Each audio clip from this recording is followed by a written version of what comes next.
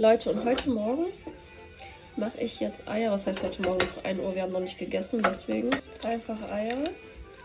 So, und jetzt wird das Ganze eigentlich nur so von rechts nach links geschoben. Was sind eigentlich die Classy Weikan-Eier? Keine Scrambled Eggs. Soweit sind, dann aus. Und dann nur noch mit der Restwärme hin und her schieben sozusagen. Das Vegeta. So. Meinen selbstgemachten Käse. Habe ich euch ja gezeigt. Habe mir noch gute Tomaten geholt, die auch, by the way, perfekt zu meinem T-Shirt passen. Und die Tomaten einfach nur salzen. Die riechen echt gut. Riechen die auch gut. So. Und natürlich nebenbei noch mein Käse. Und eigentlich könnte man das auch einfach nur so